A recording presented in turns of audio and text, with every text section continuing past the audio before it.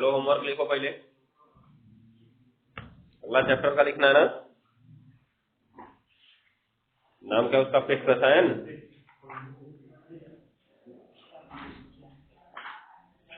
चलो लिखो, पहली हेडिंग अधिशोषण। अधिशोषण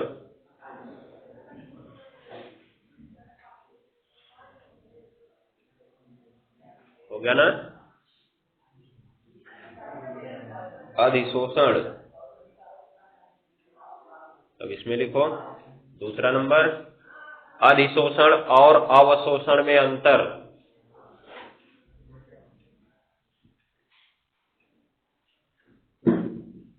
अधिशोषण और अवशोषण में अंतर।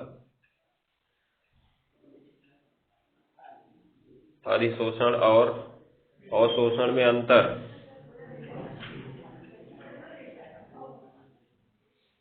हो गया ना? तीसरा नंबर, भौतिक और रासायनिक अधिशोषण में अंतर। भौतिक और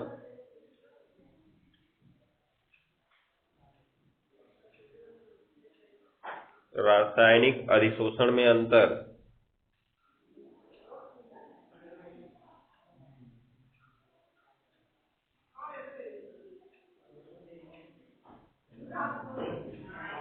हो गया ना?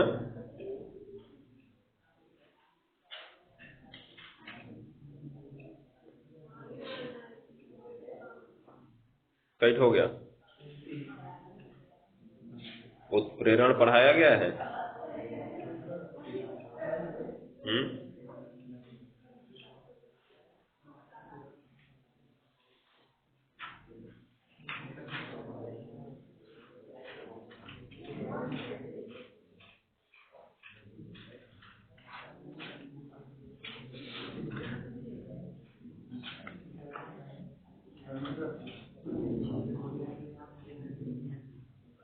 चलो अगली हेडिंग लिखो, क्रिस्टलाभ तथा कोलाइड। क्रिस्टलाभ तथा कोलाइड।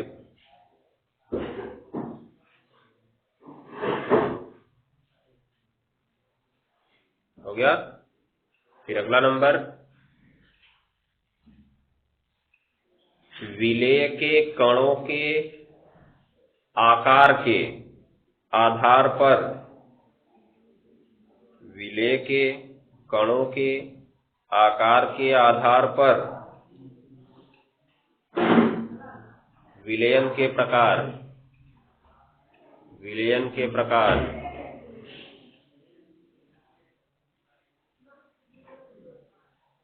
विलेय के कणों के आकार के आधार पर विलयन के प्रकार। हो गया ना? बस कल देखेंगे अब।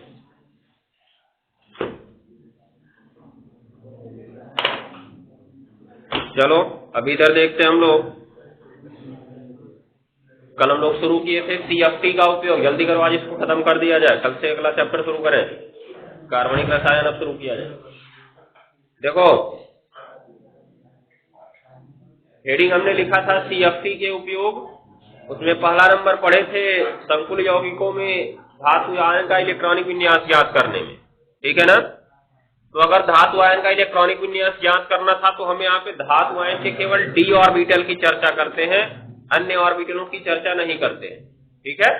तो d ऑर्बिटल की चर्चा करने के लिए बात नहीं। d ऑर्बिटल की चर्चा करने में हमने बताया था कि d ऑर्बिटल हमेशा कितने भाग में टूटा होता है जी? 2 भाग में टूटा होता है।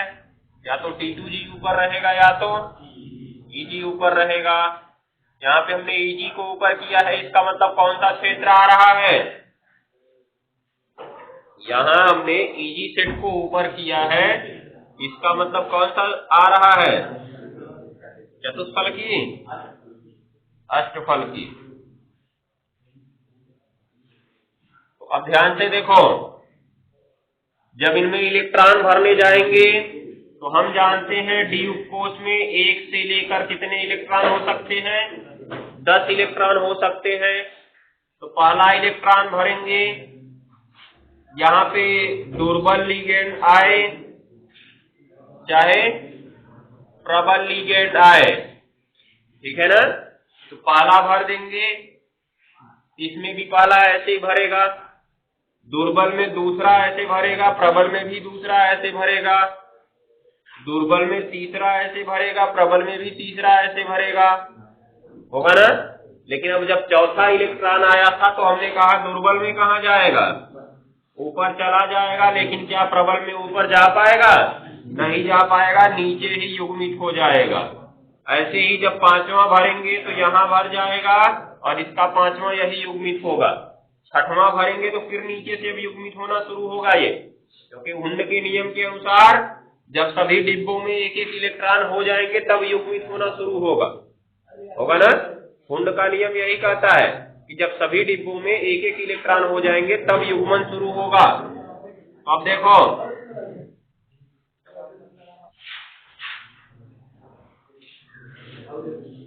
देखो ये डिब्बा कहता है हुंड के नियम के अनुसार 5 हो चुके हैं, छठवां यहाँ पे युग्मित होने शुरू होगा।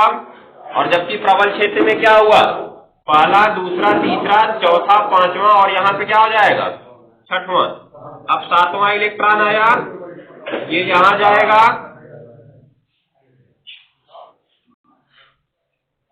अब देखो यहाँ पे सातवां इलेक्ट्रॉन ऊपर जाएगा, इसमें सातवां इलेक्ट्रॉन यहाँ युग्मित होगा, आठवां इलेक्ट्रॉन इसमें यहाँ पर युग्मित होगा, इसका आठवां यहाँ ऊपर जाएगा, नौवां इलेक्ट्रॉन यहाँ पर इसका आएगा, नौवां इसका यहाँ आएगा।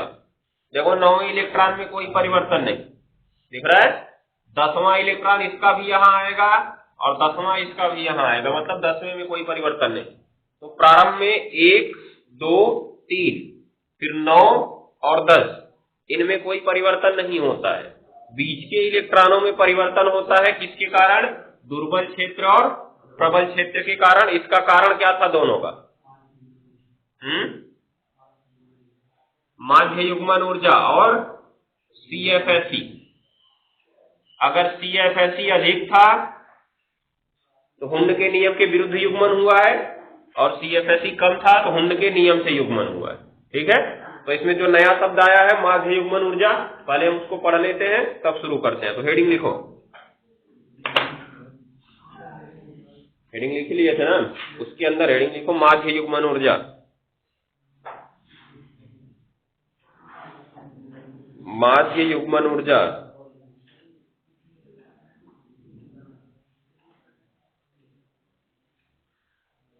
हो गया, माध्य युग्मन ऊर्जा।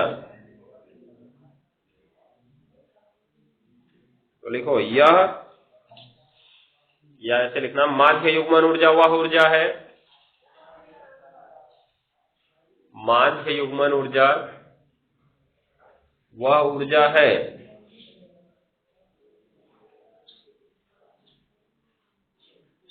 माध्य युग्मन ऊर्जा वह ऊर्जा है जो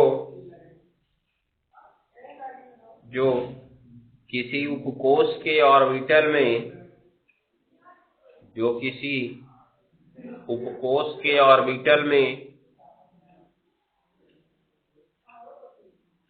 जो किसी उपकोष के ऑर्बिटल में हुंड के नियम के विपरीत, हुंड के नियम के विपरीत, हुंड के नियम के विपरीत इलेक्ट्रॉनों को युग्मित कराने के लिए आवश्यक होती है। हुंड के नियम के विरुद्ध या विपरीत इलेक्ट्रॉनों को युग्मित कराने के लिए आवश्यक होती है।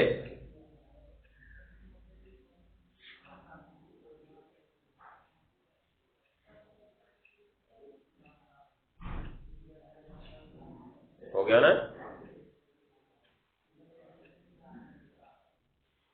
हो गया। तो लिखो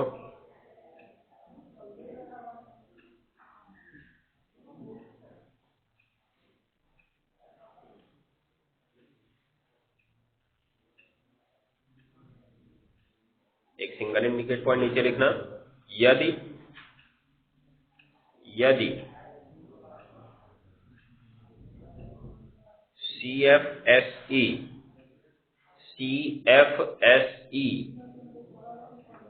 is less than P, CFSE is less than P, कैसे? CFSE is less than P, अर्थात क्या अर्थ निकलेगा इसका? CFSE छोटा है किससे? P से। आगे लिखो, कहां तक लिखे? CFSE is less than P, तो युग्मन हुंड के नियम से होगा, युग्मन हुंड के नियम से होगा।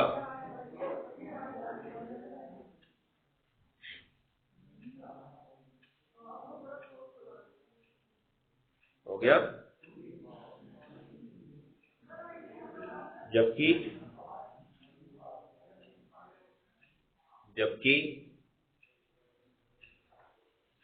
हो गया ना, CFSE is greater than P, CFSE is greater than P, CFSE is greater than P, इसकी चर्चा पूरी कल हुई थी, ऐसा क्यों होगा? CFSE is greater than P, तो युग्मन हुंड के नियम के विपरीत होगा, युग्मन हुंड के नियम के विपरीत होगा।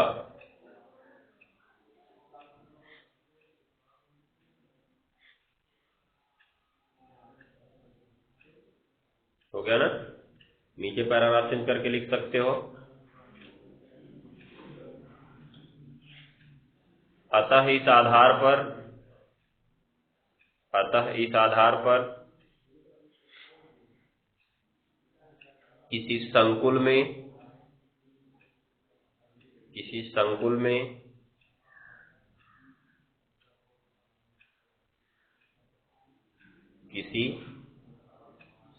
में हो गया ना, धातु परमाणु या आयन के धातु परमाणु या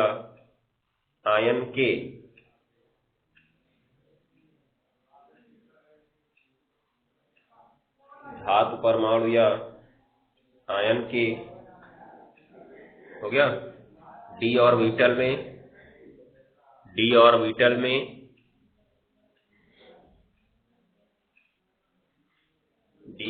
में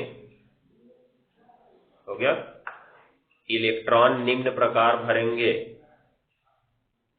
डी ऑर्बिटल में इलेक्ट्रॉन निम्न प्रकार भरेंगे।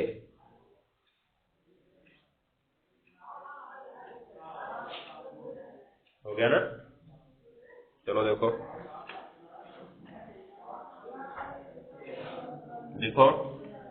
माना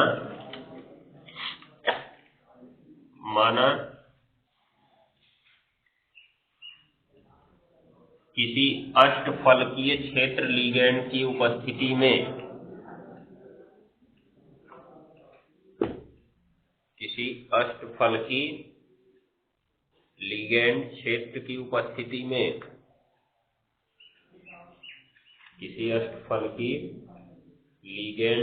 की उपस्थिति में हो गया ना, धातु आयन में डी विपाटन निम्न प्रकार होता है,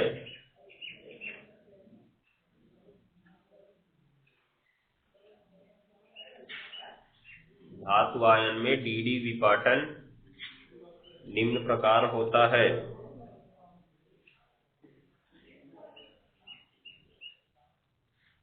धातु आयन में डी विपाटन निम्न प्रकार होता है। हो गया?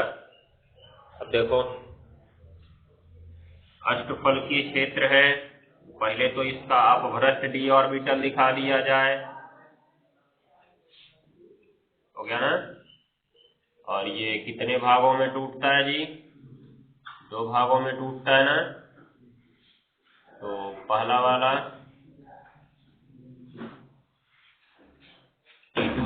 नीचे रहेगा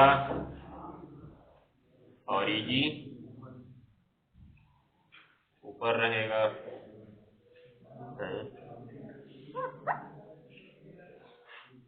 हो गया ना?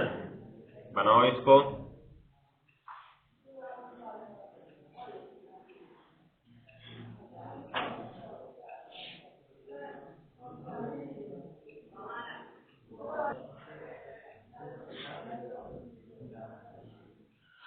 हो गया? नीचे लिखो, अतः इसमें इलेक्ट्रॉन निम्न प्रकार भरेंगे। अतः इसमें इलेक्ट्रॉन निम्न प्रकार भरेंगे।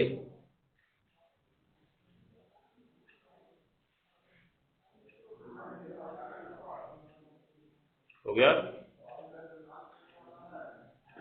देखो, एक कॉलम बना लो, यहाँ पे लिखेंगे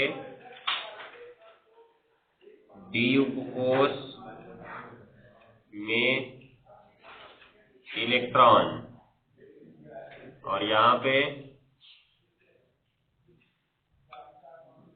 दुर्बल क्षेत्र में विन्यास, और यहाँ पर प्रबल क्षेत्र में विन्यास। अब डी उपकोष में 1 से लेकर कहाँ तक के इलेक्ट्रॉन भर सकते हैं जी? 10 तक के। तो पहले तो 1 से शुरू करें, मतलब डी में कितना इलेक्ट्रॉन है? 1 इलेक्ट्रॉन है। और ये ऑर्बिटल टूटा कैसे था जी? 2 भाग में टूटा था ना। तो 1 इलेक्ट्रॉन भरना है। ये किस क्षेत्र की बात कर रहे हैं हम? दुर्बल क्षेत्र की। तो यही भरेगा, और यहाँ पर प्रबल भी होगा तब भी वही भरेगा, कोई अंतर नहीं होगा दोनों में। इसके बाद जब बात करें हम D2 की, तो फिर वही होगा, दुर्बल क्षेत्र में भी वही और प्रबल क्षेत्र में भी वही। मतलब पहला दूसरा, दुर्बल में भी ऐसा होगा, पहला दूसरा प्रबल में भी ऐसा होगा। हो गया ना? उसके बाद जब हम बात करें किसकी? D3 की, तब भी वही होगा।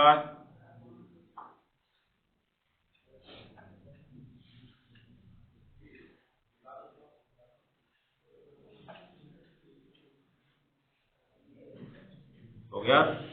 तो 1 2 3, 1 2 3, हो गया ना? तो इतना भरेंगे। इसमें तो दोनों में कोई अंतर नहीं था। अंतर चौथे से होना प्रारंभ होता है, उसको देखते हैं। पहले फटाक से लिखो, तब आगे बढ़ा जाएगा।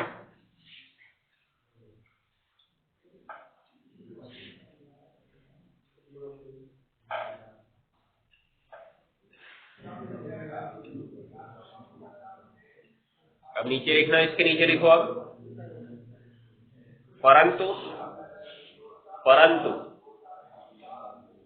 डी उपकोष में आने वाले,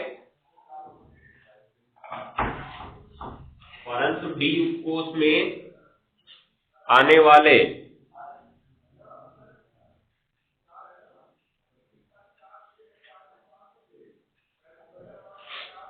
चौथे इलेक्ट्रॉन की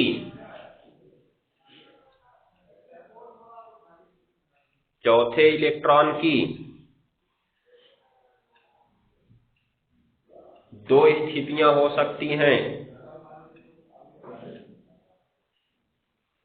दो स्थितियां हो सकती हैं।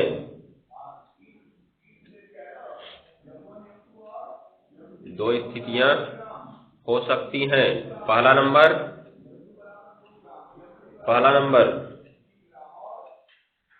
जब लिगैंड क्षेत्र दुर्बल होगा तो, जब लिगैंड क्षेत्र दुर्बल होगा तो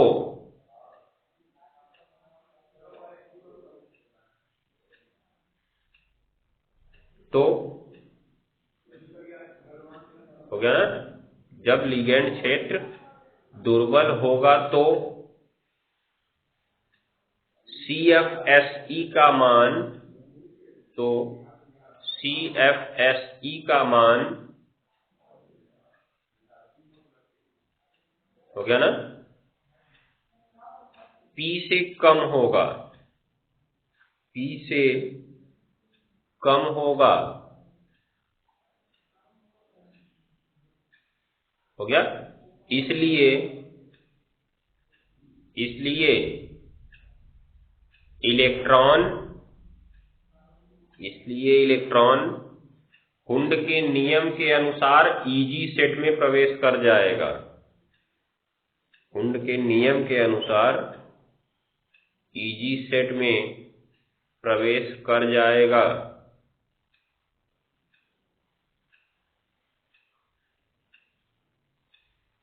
ईजी सेट में प्रवेश कर जाएगा, हो गया ना। दूसरा नंबर लिखना, यदि लिगैंड क्षेत्र प्रबल है तो, यदि लिगैंड क्षेत्र प्रबल है तो,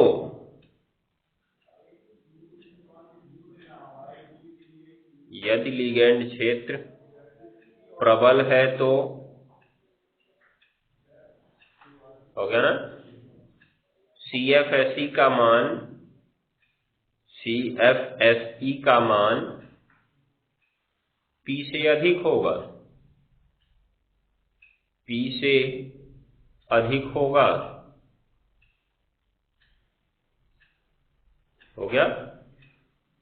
अतः इलेक्ट्रॉन ईजी सेट में न जाकर, अतः इलेक्ट्रॉन ईजी सेट में न जाकर,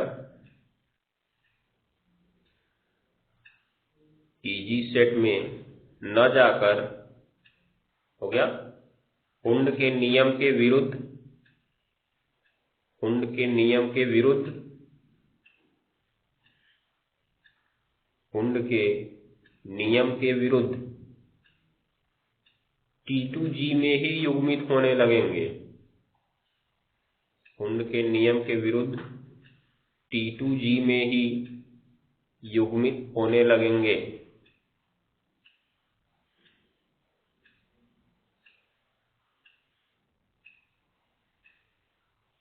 हो गया ना। अतः D4 से D10 तक, अतः D4 से D10 तक इलेक्ट्रॉनिक विन्यास निम्न प्रकार होगा। D4 से D10 तक इलेक्ट्रॉनिक विन्यास निम्न प्रकार होगा।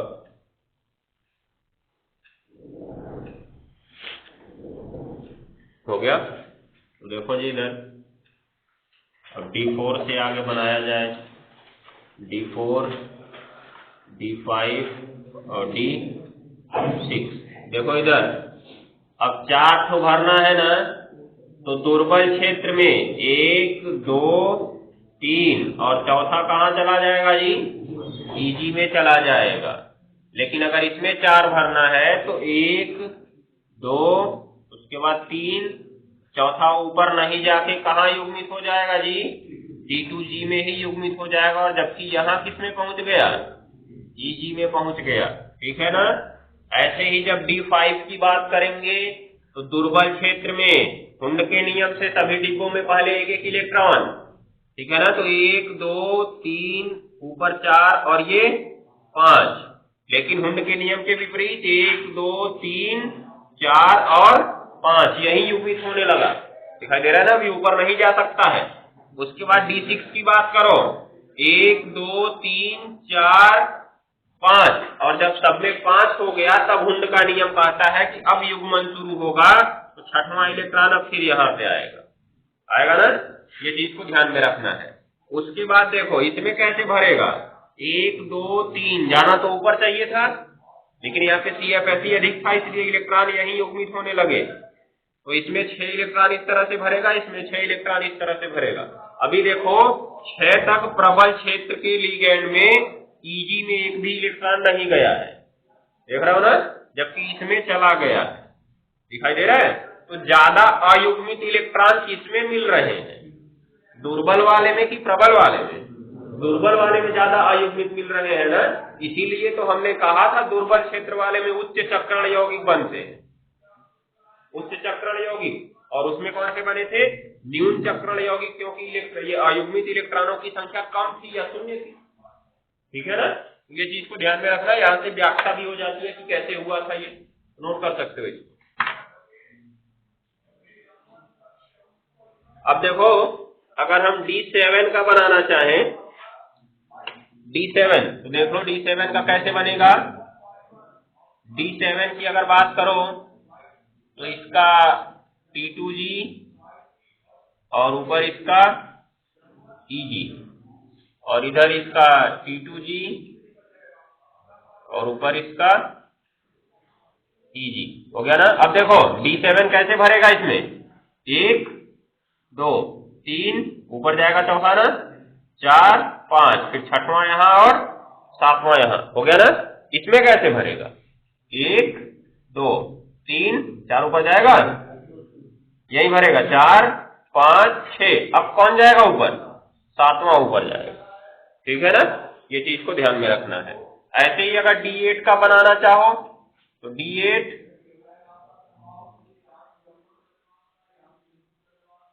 देखो, D8 का ऊपर EG रहेगा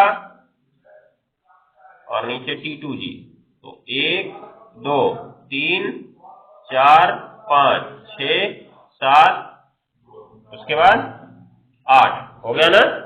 अब यहां पर देखो, यहां पर दोनों में कोई अंतर नहीं मिलने वाला है, दोनों सेम सेम होंगे। कैसे होंगे? देखो, बोलने का तरीका हमारा अलग था, इलेक्ट्रॉन भरने के बाद तो वैसे ही दिखेंगे। यहाँ पर हमने कैसे किया? 1 2 3 4 5 6 7 8, मतलब पहले सब में एक एक भर दिए, तब 2 करना शुरू किए। इसमें कैसे हुआ? 1 2 3, यहीं पे 4 हो गया, यहीं 5 हो गया और यहीं पे 6, सातवां यहाँ आया और आठवां यहाँ आया। देखो दोनों सेम सेम दिख रहे हैं। उल्टा कहाँ दिख रहा है? देखो दोनों सेम सेम दिख रहा है कि नहीं दिख रहा है? यहाँ भी उल्टा दिखा दिए क्या? इधर भी उल्टा दिखा, यहाँ उल्टा दिखा है। ठीक है ना। तो देखो, बोलने का तरीका अलग है लेकिन भरने के बाद समान दिखाई देगा। इसलिए चाहो तो गिनती भी लिख सकते हो इनकी। कैसे? देखो 1 2 3, ऊपर वाले के लिए 4 5 और इसके लिए 6 7 और 8। इसमें कैसे भरोगे जी? 1 2 3, यहाँ पे 4 5 6 और यहाँ पे 7 और ये 8, इस तरह से भरा हुआ है। ठीक है ना, क्योंकि दोनों का समान दिख रहा है, इसलिए अलग दिखाने के लिए इलेक्ट्रॉन की गिनती लिख सकते हो जाएगा। तो नोट कर लो, 9 10 भी भर सकते हो। अब 9 10 कहाँ भरेगा? 8 हो गया इसका, 9 यहाँ भरेगा, इसका भी 9 यहीं भरेगा, 10 इसका यहाँ भरेगा, इसका भी 10 यहीं भरेगा, हो जाएगा ना। नोट कर लो। अभी देखो एक एग्जांपल देख लेते हैं। ये तो मान लो सिंपल तरीका हो गया। अब जैसे किसी यौगिक में चले, किसी आयन का देखा जाए, तब वहां पता चलेगा ना कि वो अनुचुंबकीय हो रहा है कि प्रतिचुंबकीय हो रहा है। नोट करो पहले।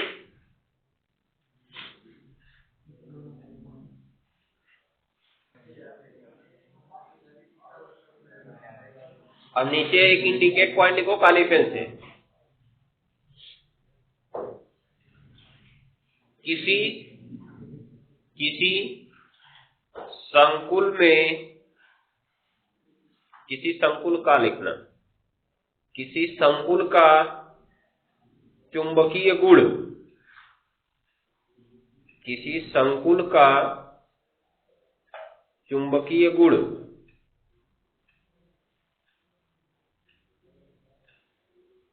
किसी संकुल का चुंबकीय गुण, हो गया ना। उसके धातु आयन के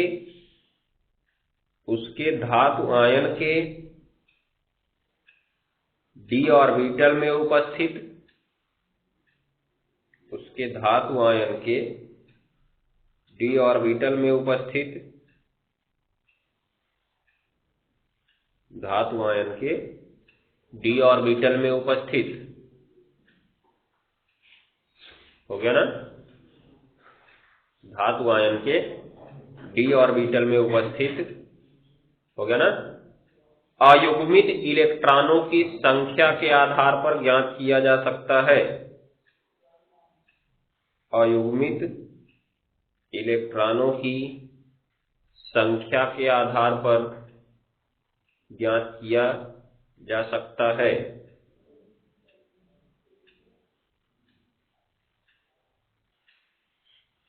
हो गया ना?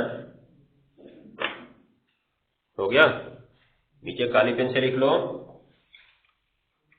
काली पेन से। संकुल का चुंबकीय आघूर्ण, संकुल का चुंबकीय आघूर्ण, संकुल का चुंबकीय आघूर्ण म्यू बी बराबर, हो गया, अंडर रूट n ब्रैकेट में n+2, n ब्रैकेट में n+2, हो गया ना?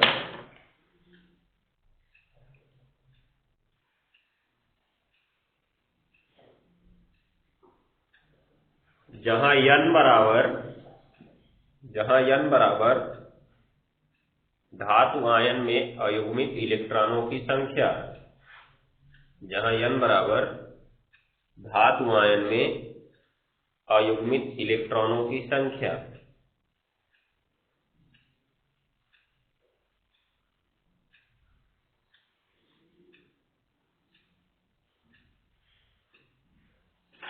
हो गया ना? अब जैसे हम लोग दो यौगिकों की बात करते हैं, एक देखा जाए FeH2O6, इसके ऊपर 2+, और दूसरा नंबर देखा जाए तो FeCN6, इसके ऊपर 4-, ये दोनों, इसमें H2O दुर्बल लिगेंड है और Cn क्या है? प्रबल लिगेंड। अगर Fe की ऑक्सीकरण संख्या निकालें दोनों में तो हम पाएंगे कि +2 है, ठीक है ना?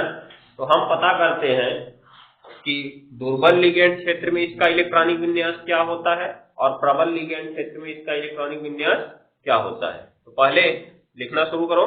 एग्जाम्पल ऐसे पूछा जा सकता है कि FeH2O6 के ऊपर 2+ में डी उपकोष के इलेक्ट्रॉनिक विन्यास को समझाइए और इसका चुंबकीय गुण भी बताइए, ठीक है ना? तो किस तरह से करना है लिखते हैं हम लोग, जैसे में लिखो, जैसे में पहला नंबर FeH2O6 के ऊपर 2+ का इलेक्ट्रॉनिक विन्यास और चुंबकीय आघूर्ण, FeH2O के ऊपर FeH2O, इसके नीचे 6 और इसके ऊपर 2+ का इलेक्ट्रॉनिक विन्यास और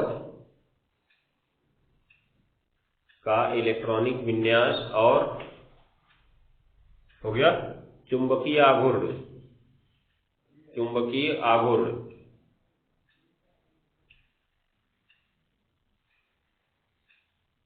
हो गया ना?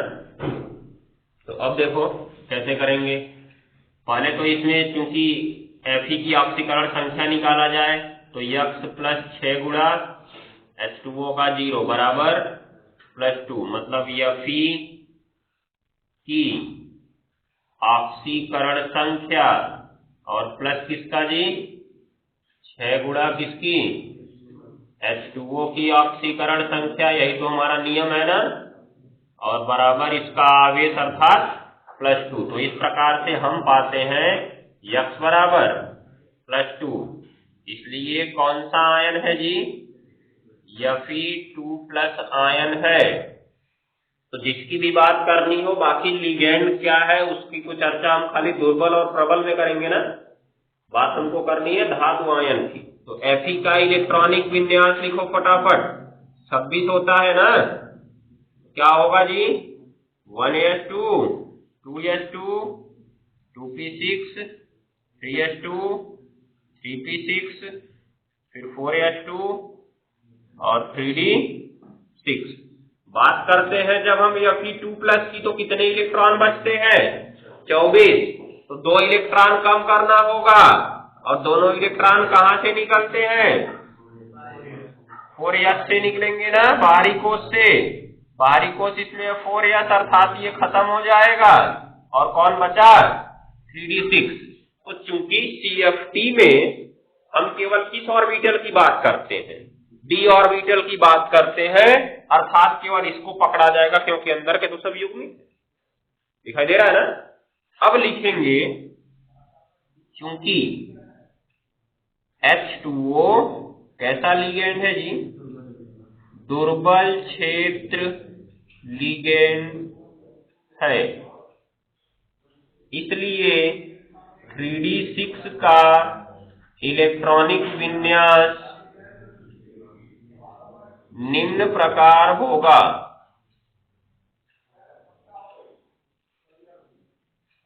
हो गया ना? तो निम्न प्रकार कैसे होगा? पहले लिख लो तब बताएं। अच्छा, ऊपर बता देते हैं उधर। देखो कैसे होगा जी। पहले तो 3d6 कर लो, हो गया ना। इसको 2 भाग में तोड़ेंगे हम लोग। किसमें किसमें? एक T2G में और एक EG में। हो गया ना। तो अब देखो कितने इलेक्ट्रॉन भरने हैं तुमको? 6 इलेक्ट्रॉन। और फील्ड कैसा है, अर्थात क्षेत्र कैसा है? दुर्बल है ना। तो इलेक्ट्रॉन किस नियम से भरेंगे? हुंड के नियम से भरेंगे। इलेक्ट्रॉन हुंड के नियम से भरेंगे। हो गया ना। तो 1 2 3 6 वाला देख सकते हो दुर्बल के लिए, 4 5 और यहां पे 6। हो गया ना।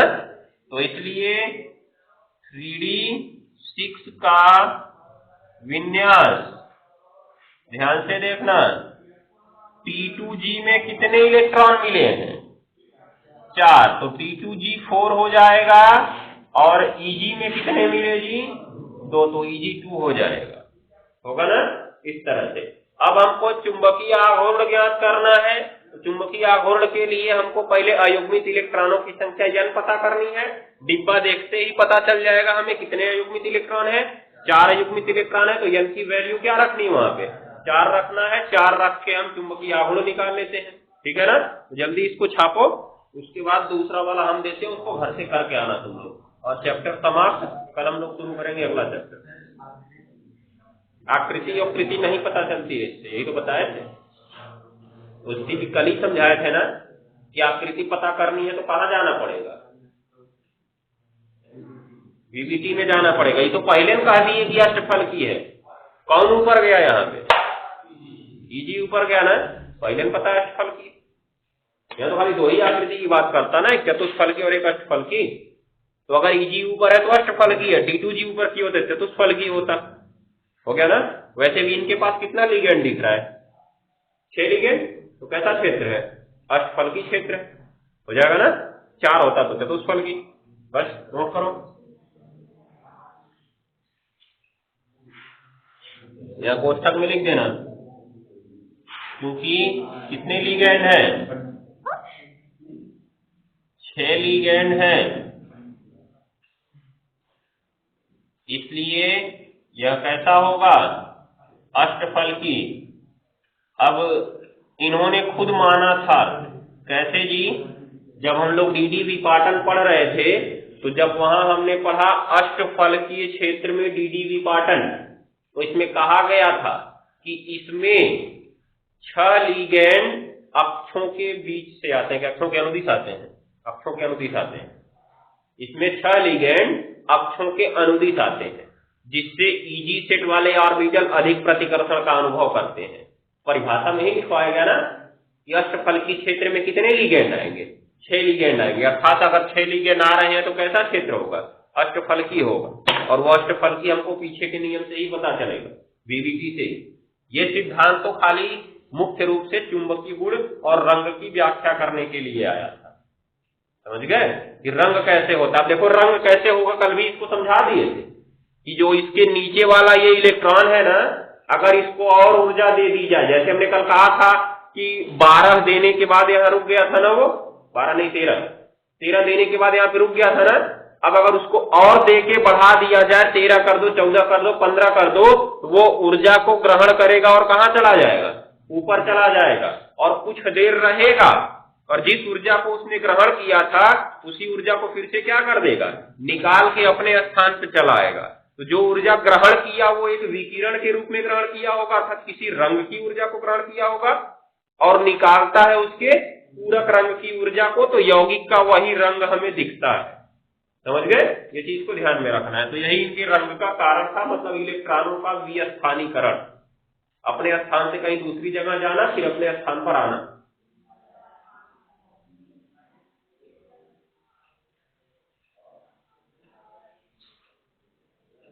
हो गया, बना सकते हो ना, किसी का भी आया तो सिंपल एकदम, कुछ नहीं करना है, सीधा सीधा बस तत्व का इलेक्ट्रॉनिक विन्यास लिखना है। उसके बाद अगर यहाँ पे चतुष्फलकी, देखो यहाँ से पहले से पता कर लेना चतुष्फलकी रहेगा कि अष्टफलकी। अगर यहाँ चतुष्फलकी रहा होता तो कौन ऊपर चला जाता, T2G ऊपर चला जाता, और इलेक्ट्रॉन वही नियम से भरेंगे, हुंड के नियम से और हुंड के नियम के विरुद्ध। ठीक है, प्रबल क्षेत्र आया तो नीचे पहले युग्मित हो जाएगा तब ऊपर जाएगा, और दुर्बल आया तो तब में एक एक होगा तब युग्मित होगा।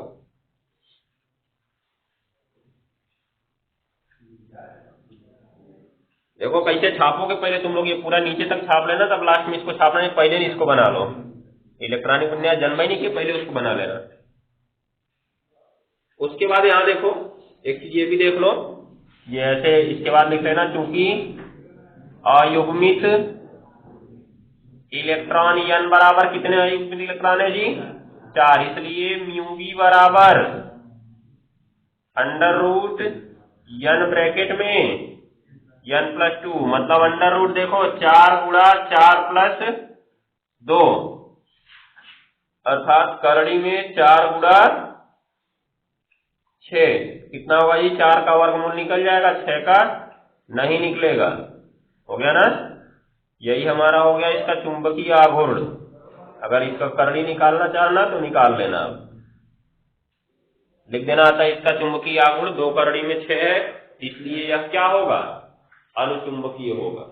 क्या होगा, अनुचुंबकीय। अभी अगर प्रतिचुंबकीय होता तो क्या होता जी, इसका मान प्रतिचुंबकीय होता, मतलब सभी इलेक्ट्रॉन युग्मित रहते ना, और जब सभी इलेक्ट्रॉन युग्मित रहते तो n का मान क्या होता, 0, अर्थात μv कितना आ जाता, 0 आ जाता। तो प्रतिचुंबकीय के लिए इसका वैल्यू 0 होती है, हो जाएगा। अब घर से बना के ले आना तुम लोग, किसका किसका, देखो एक बना लेना इसका, ये इसी में FeCN6 के ऊपर किसका बना लेना, 4- का। तो ये देखो Cn प्रबल क्षेत्र है, इसलिए हुंड के नियम के विरुद्ध युग्मन करा देगा ये, ठीक है ना।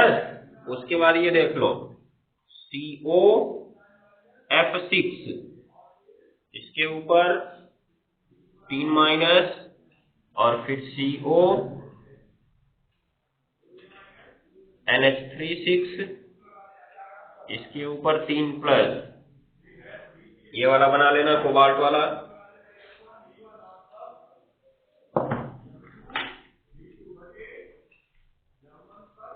और एक इसका बना लेना जी, NiCl4 के ऊपर 2- और फिर NiCO4,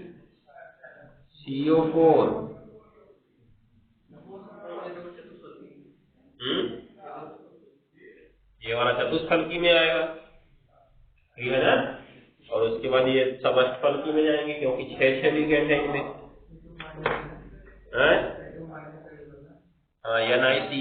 NiCl4 पे 2- नहीं दिख रहा है तुम लोग को, हो गया ना।